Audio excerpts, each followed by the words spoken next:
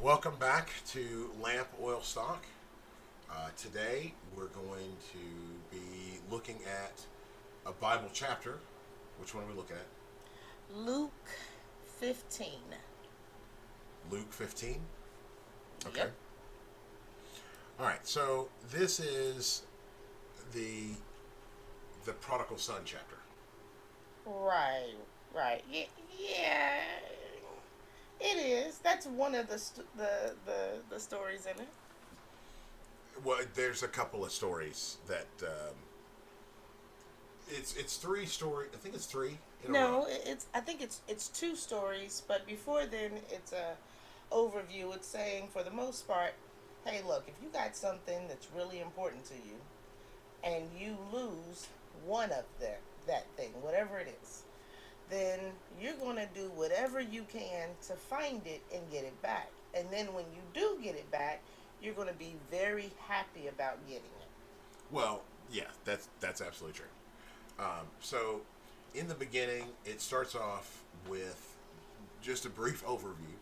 So, it starts off with in heaven, when a sinner repents, and I'm not reading it, I'm doing it off of memory. But when a sinner repents, there is a large celebration Mm-hmm. because the repentant sinner is more celebrated than the wow. What's the verse? Which one? At the very beginning, it's the first one. So it's Luke 3:1. Luke 15. Luke 15. I'm sorry. Luke 15:1. It's just saying who he's talking to, publicans and sinners in Is it? one. Is it the? Uh-huh. Go to the third one. Fourth one. Fourth one. Go to the fourth one.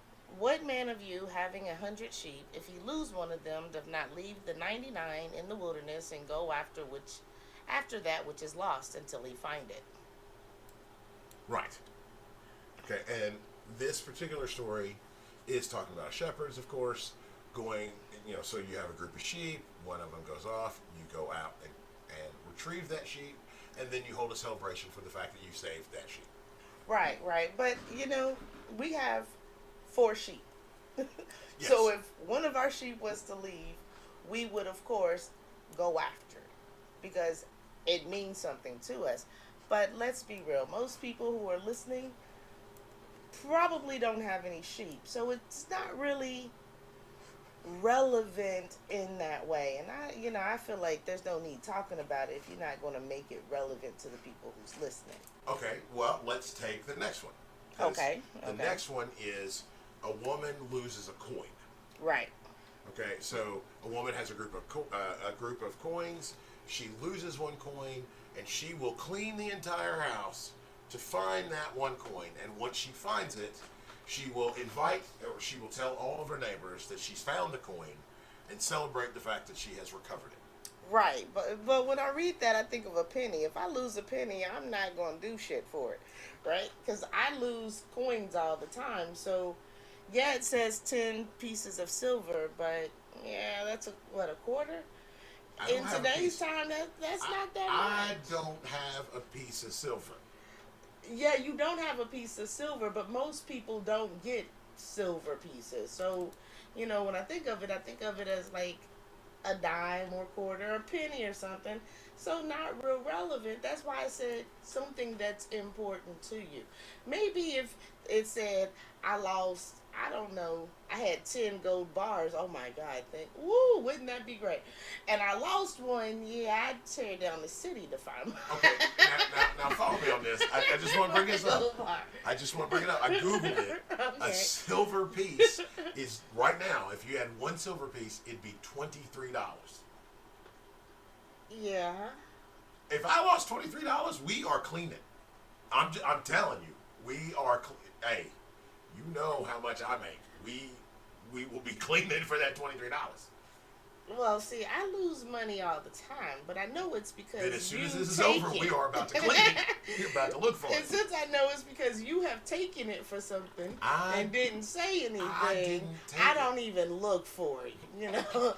It's it's either you or the oldest, so whatever. I just toss it in the sauce.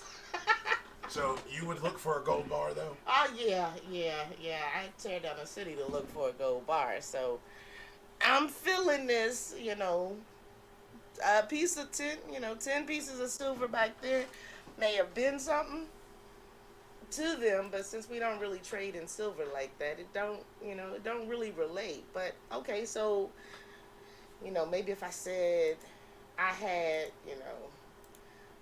5 stacks and I lost a stack, I'm going to be looking.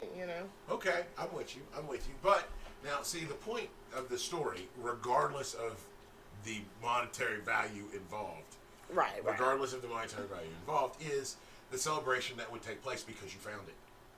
Right, right. I'd be celebrating my ass off. I mean, if somebody want to just throw a stack over here, I'll pretend like I lost it. We don't have a Patreon yet, but maybe someday, and they'll throw you. I don't know what they'll do. Anyway, Not doing that. I know. I totally understand. Not doing I'm that. just joking. But Okay. in any event, but what about as you said, you had 5 stacks, you lost 1 stack. Mm-hmm. Aren't you going to celebrate the other 4 stacks? Why would I care about the other 4 stacks? I got them. I'm going to take that the other way around. You care about them. But I got them. I understand that. And that is the point that's actually made in the next part. Right, right. Is that there, it's not about not celebrating them. That's too many knots. It's not a fact that you don't care. It's not a fact that you don't care about them, because if one were to disappear, you totally would care. That's not the point. You keep them and use them with you. You keep them with you, and that is literally what the next actual story is about. So then we go into the prodigal son actual story, where Well, no, wait. You can't ignore verse 10, because it says, after he says that, he says, "Likewise I say unto you, there is joy in the presence of the angels of God over one sinner that repenteth." Right? So he's telling you that it's the same way with people. If people are lost, they go out and they sin and fall out of God's good graces, then the angels will rejoice over them in the same way when they come back to the Most High.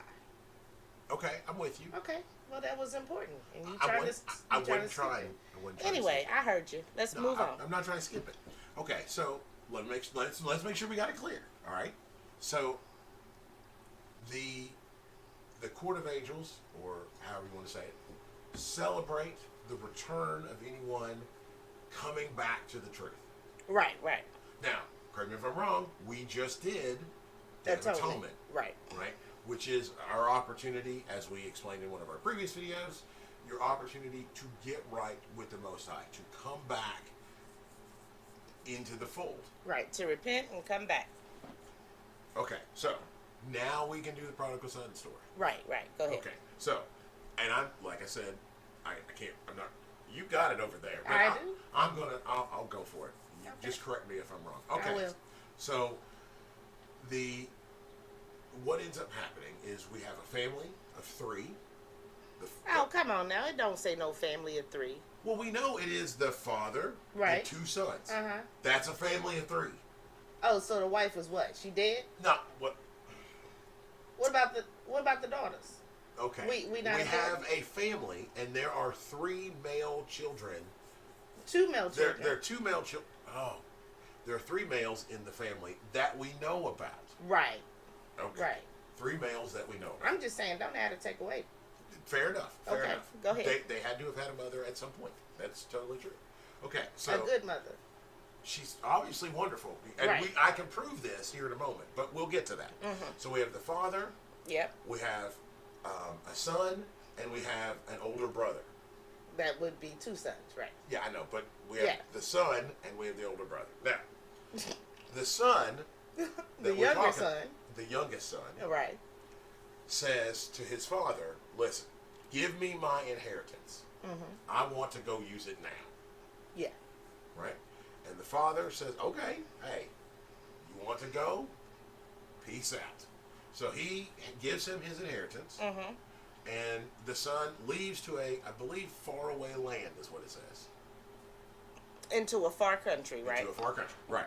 So he leaves, and while he's there, he blows his inheritance. Right. He spends all of it, and ends up in a pig pen, Mm-hmm. literally eating what the pigs eat.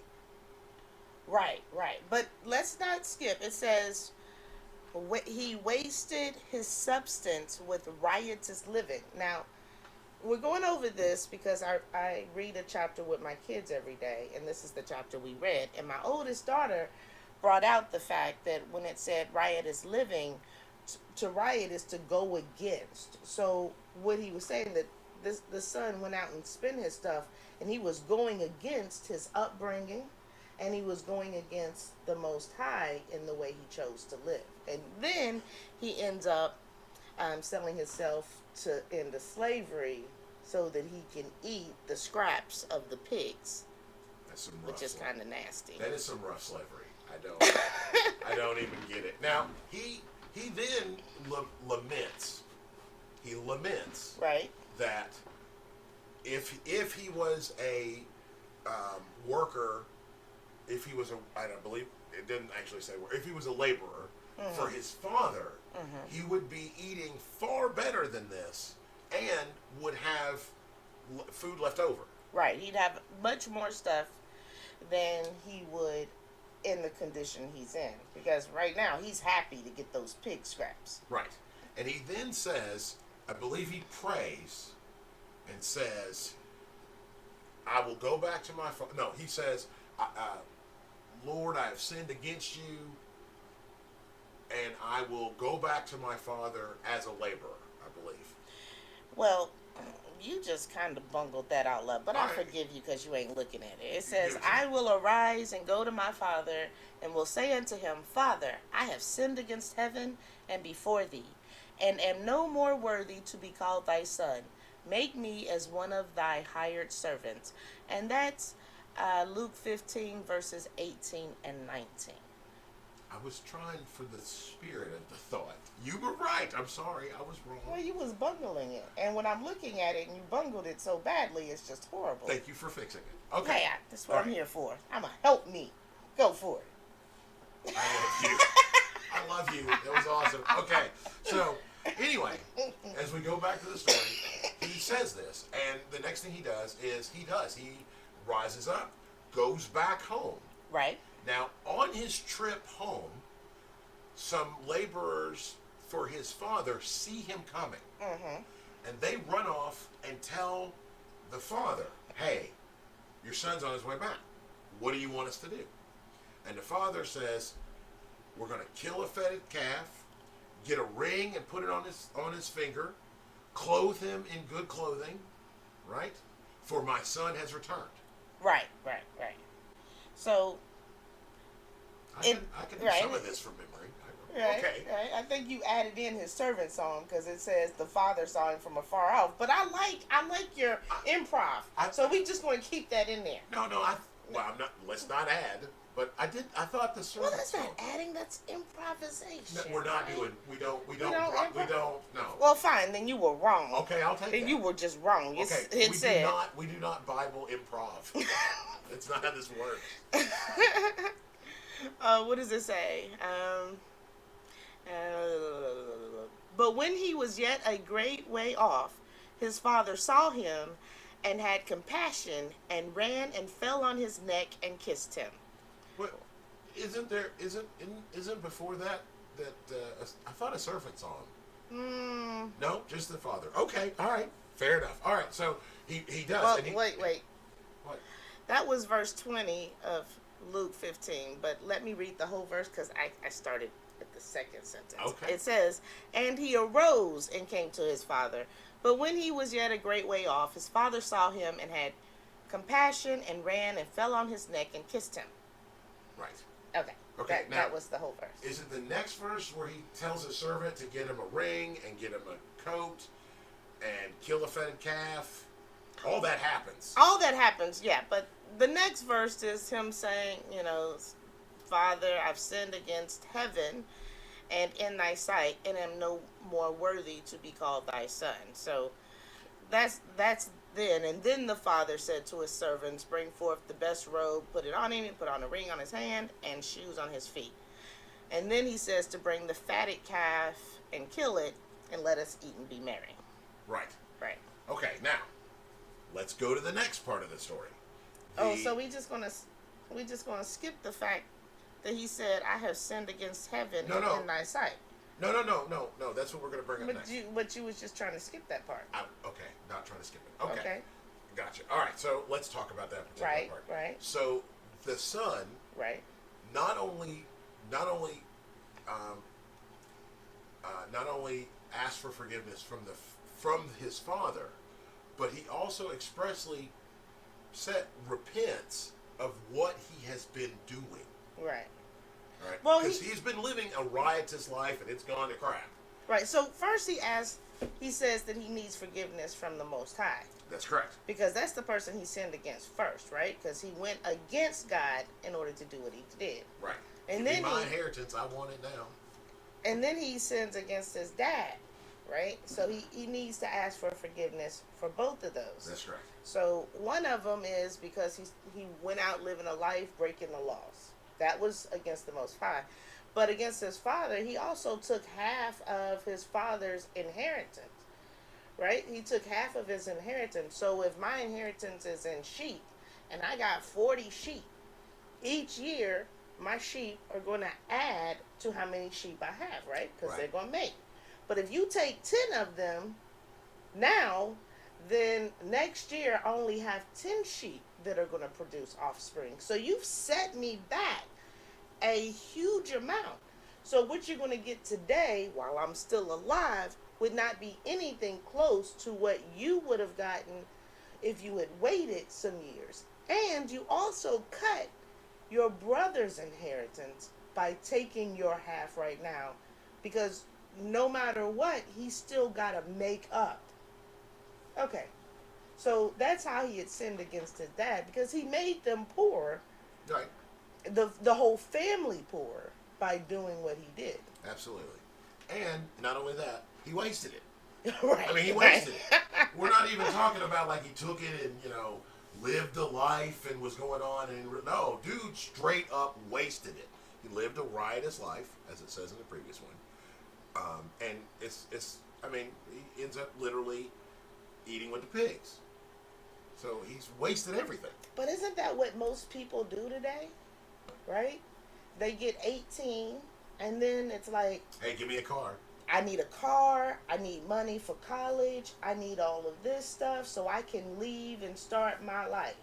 Well, if you had stayed at home and you had invested that time and that money into making your home better, then wouldn't you have so much more? Wouldn't everybody be so much more advanced? But you cut yourself off at the beginning of life. If you haven't noticed or picked up on this particular fact, I'm not a big fan of, say, college. I'm going to say to you, that's a waste of money. Do what you got to do. You do you. But giving somebody $100,000 to literally learn things you could learn on the internet, waste of money. Well, I think it's a waste of money for most things, because you gotta, they teach you so much evil that whatever little bit of good that you learn is not worth the price. And then they send you out to work jobs that don't benefit you in any way, so that you're constantly being a slave to the system. Well, here's another thing. How many people are actually working in the career that they went to school for? Not many. Yeah, right. Not many. And see, that's an issue. You spend $100,000 to learn something, and we got to say at least half of the time you're there is not spent in learning that thing at all. And they generally don't bring it back to help their family. Right. They take it to start a new family. So it's like starting all over again with each generation. And in debt. Yes. So it's a no-win game. But we still... Wait a minute. That's not the point of this video. I'm sorry. Oh, yeah, I didn't sorry. mean to drag us. I didn't mean to drag down that road. So But we're still doing the same things the people did in the Bible. That's the point. So even though this is not a true story, it's just a parable. It's a parable. So yeah. let's get back to this particular parable. Okay. So now what's going on is the father has dressed, cleaned up, dressed his son, and is about to hold a celebration. Right, and killed the best animal for the feast. Right. Now, meanwhile, the other brother is in the field working. Right. And starts coming back. Now, but maybe this is where the servant is involved. He starts coming back. And he sees all the commotion going on. Right. And says, what's this all about? And this is where I believe the servant says, your brother has returned. That I'm almost positive. That's it. Your brother has returned, and your dad has given him a ring, given him a coat, cleaned him up, and has killed the fetid calf, the best animal they have, for a celebration for him. And the brother is pissed. Yeah. I mean, he gets all up in his feelings, and I thought men weren't sensitive. He ain't sensitive. He's very This sensitive. is not sensitive. He is about to whoop this boy. I mean, he's about to whoop this guy. Now, so he goes home to his father. Right.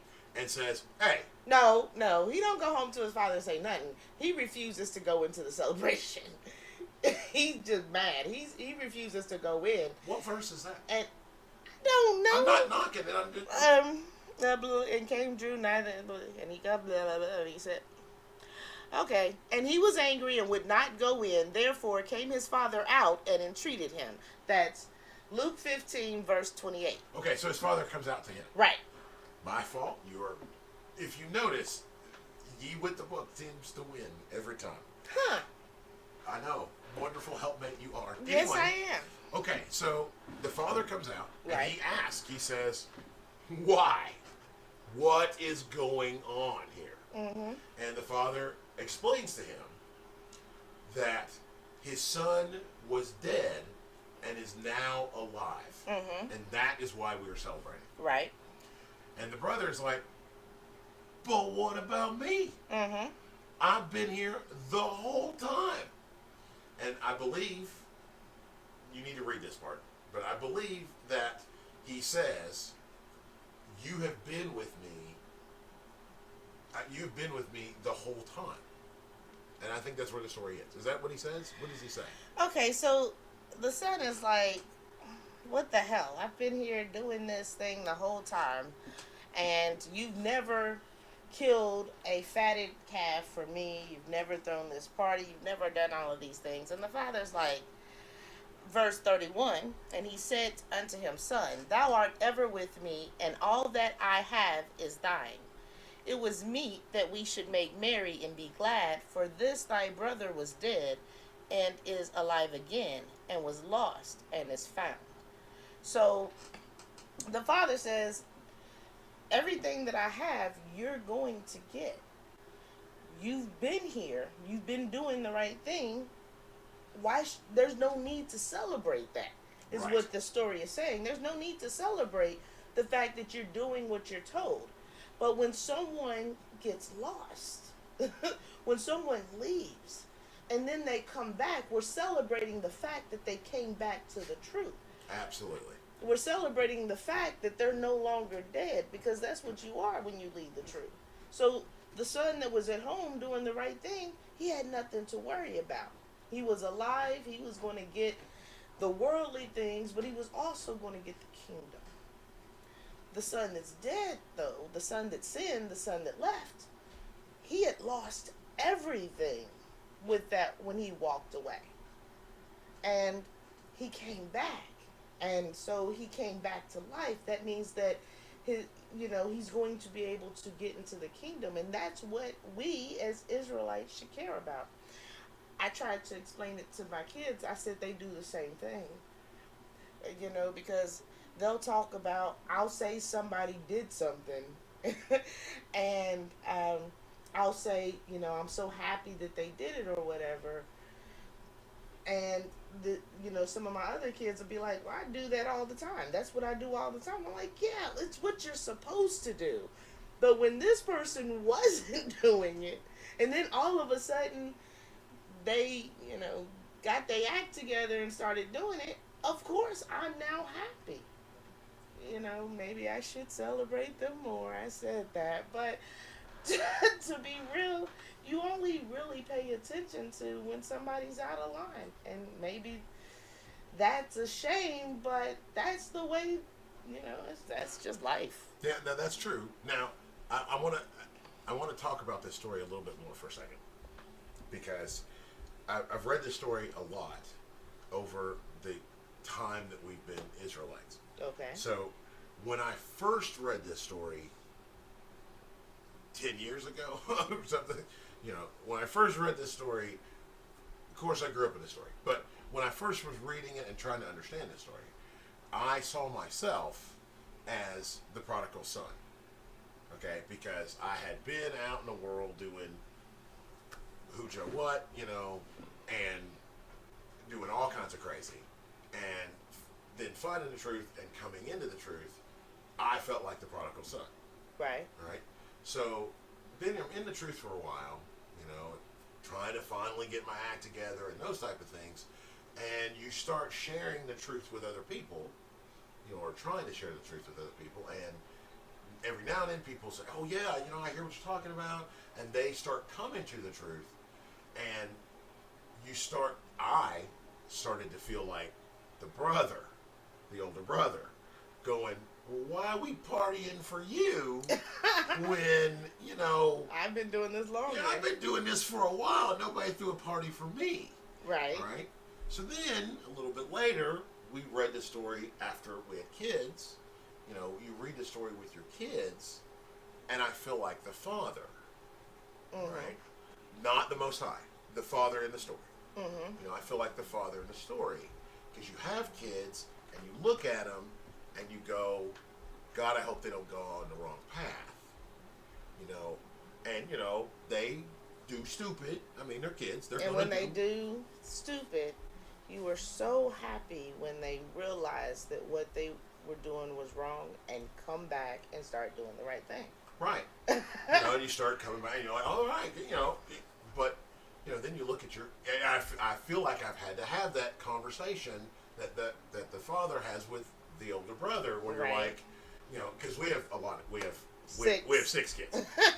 So one of them comes back and we're holding a party and the other kids are like, hey, what about me? And you feel like you have to have that same talk. You're like, well, he or she was an idiot and now they're doing a lot better. So I felt like those 3 roles. Now, see, when I read it now, and you look at the world and how evil it's become, when anybody comes to the truth, I'm back to the brother role again. I'm like, where were you 5 years ago? 4 years ago? And, I know that's wrong. Don't get me wrong. I mean, I understand that. And I feel like a lot of Hebrew Israelites do that. They have the truth, and when they first started, they were sharing it. They were sharing it all the time. But that's the joke. That's the Jonah story, isn't it? Yeah, it is. Jonah had the truth, and he was like, I've been doing the right thing. You want me to go save these evil people? Yeah. But for me, I was that evil person. And then I came into the truth, and I feel jealous of the people who have always been in the truth. Because they are so much further along than I am. I know that I make it seem easy sometimes what I'm doing, but, I feel like those other people who have always done the right thing, their life is easy, and, every step I take is, like wearing concrete shoes in the ocean, trying to get to the beach. So I can see, a lot of the different sides. Oh, I mean, I understand, and like I said, I understand that. And we make it sound like, oh, I was evil back in the day, and I know what you mean, but you're still the same person. You have just really changed your point of view. You're no longer, and you're no longer the person that you used to be. So when you look back at it, I can remember being the prodigal son because I did. I mean, when I left my house at older than 18, I took all my stuff with me. I'm like, I'm taking my car, I'm out, and I don't care what you got to say, and I am leaving. And I'm doing my thing. Yeah, and for the next 20 years, I was on getting my game on. I'm doing whatever I want, for a while, and meeting you and we putting our lives together, and then coming into the truth the way that we did. That was letting a lot of stuff go. And, I talk about it like it was a long time ago. But, I can remember when we broke our TVs. When we decided that we were going to throw rocks at TVs, and that's a whole separate story. I don't know how you folks out there deal with things as you move forward. But that's another video. We'll have to talk about it. But, when we were really in the process of letting our old life go, and trying to move into this into a new, actually becoming alive from being dead. Right. It was a party. I mean, it was hard. Don't get me wrong. It was painful. It was, but I understand how the prodigal son felt when he sees his father for the first time after his trip, and his father forgives him, and then clothes him, gives him a ring, and the best example I can do is when we first did Sukkot, or when we were first, if you think back, when we were first getting into the holidays and those type of things. It was weird because our family didn't understand it, but it was so joyous when we first started out. But see, it was joyous between us. That's true. Because our families didn't treat us like the prodigal son.